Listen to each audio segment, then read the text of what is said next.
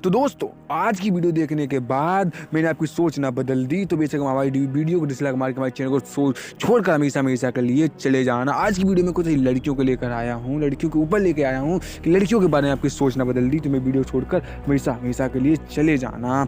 एक 18 साल की बंदी थी जिसके बारे में बताने जा रहा हूँ, जिसने 20 दिनों में 5 गोल्ड मेडल अपने नाम करके इतिहास रच दिया था। जिस बंदी के पास स्ट्रगल के समय पहनने के लिए शूज तलक नहीं थे, वही बंदी आज एडिडास जैसी बी ब्रांड की ब्रांड एम्बेसडर बनी हुई बैठी है। इस बंदी ने ये गलत साबित कर दिया था कि लड़कियां केवल चूल्हा जलाने के लिए नहीं होती हैं, लड़कियां केवल चूल्हा जलाने के लिए, लड़कियों अभी अपने सपनों के लिए दिन रात एक कर सकती हैं और वो दिन रात मेहनत कर सकती। वो लोग कहते हैं कि मेरे जीवन में वो फैसिलिटी नहीं थी इसलिए हमको सक्सेस नहीं हो पाए, लेकिन मैं बता देता हूँ मुसीबतों से बंदी के जीवन में बहुत आई, लेकिन इस बंदी ने ध्यान अपना मुसीबतों पर नहीं बल्कि अपनी मंजिल पर था। इस बंदी से भी एक बात सीखनी चाहिए कि ज़िंदगी में कितनी मुसीबतें आएँ लेकिन कभी अपना ध्यान अपनी मंजिल से ना हटाए। मुसीबत तो आती रहती है, जाती रहती है, लेकिन ध्यान अपना केवल एक ही होना चाहिए, केवल मंजिल पर अगर ध्यान रहेगा मंजिल हमें जरूर मिल जाएगी। ऐसी आपको एक बंदी की और कहानी बताई जिसका नाम अनुला सिन्हा था। जिस बंदी को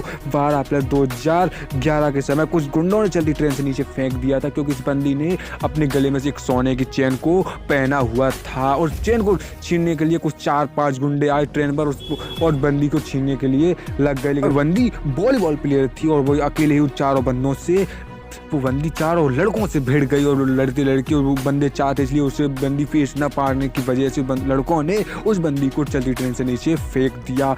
नीचे फेंक जाने के बाद बंदी की एक टांग से ट्रेन ऊपर से पूरी रात कई ट्रेनें एक टांग से गुजरती चली गई और दूसरी टांग पूरी तरह से फट चुकी थी, उसकी हड्डियां तलक बाहर आ गई थी। कुछ जब सुबह कुछ बंदों ने उसे लाकर हॉस्पिटल में भर्ती कराया तो उसे जब उसे होश आया तो उसने देखा कि लोग उसे उसकी तरफ देखने का नज़रिया बदल चुका था, लोग उसे सिंपत्ति की नज़र से देख रहे थे। लेकिन इस बंदी को ये चीज़ भी कतई मंजूर नहीं थी, वो चाहती थी कि मुझे लोग इस जो सिंपत्ति की नज़र से देख रहे हैं मुझे। इस बंदी ने तभी डिसाइड कर लिया था कि मैं अब कुछ ऐसा करूँगी जो लोग दोनों टांगों होने के बाद, दोनों पैर होने के बाद नहीं कर सकते हैं। मैं अब कुछ ऐसा करके दिखाऊंगी जो लोग मुझे आज सिंपत्ति की नज़र से देख रहे हैं, इनकी नज़रों में सिंपत्ति नहीं बल्कि रिस्पेक्ट चाहिए। इस बंदी ने तभी डिसाइड किया कि मैं अब एवरेस्ट पर चढ़ूंगी, मैं एवरेस्ट को फतेह हासिल करूंगी और इस एवरेस्ट पर चढ़ने के लिए इसने डिसाइड कर लिया और कुछ ही दिनों बाद इसने अपनी ट्रेनिंग भी स्टार्ट कर दी। लेकिन कहते कि इस तरह सोचना जितना आसान होता करना उतना आसान नहीं होता। इस बंदी ने जब अपनी ट्रेनिंग स्टार्ट की थी तब इसकी घाव ठीक तरह से भरे भी नहीं थे, लेकिन इस बंदी ने भी ट्रेनिंग स्टार्ट कर थोड़ा चलने के बाद इस गाँव में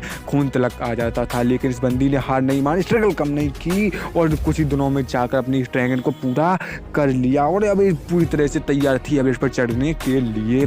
और इस बंदी जब एवरेस्ट पर पहुंची तो इस बंदी को शेरपा ने इसकी नकली टांग देखने के बाद इस बंदी से मना कर दिया कि इस बंदी को एवरेस्ट पर चढ़ने से मना कर दिया। लेकिन बंदी जिद्दी थी, जिद पकड़ गई, उसे शेरपा को पता नहीं था इस बंदी ने इस जगह पर आने के लिए कितनी मेहनत की है और उस बंदी की जिद के आगे उसे भी हार माननी पड़ी। जब उसने एक टांग से अब शुरू होता है सिलसिला उस बंदी का जो एक टांग से एवरेस्ट को झुकाने के लिए चल पड़ती है और वह चलती जा रही है। जब उसने 1 किलोमीटर का रास्ता पार कर लिया और उसने जब एवरेस्ट पर पहुंचने वाली ही थी तो उसकी ऑक्सीजन खत्म होने लगी। शेरपा ने कहा कि अब तुम वापस आ सकते हो, तुम ऊपर नहीं जा सकते।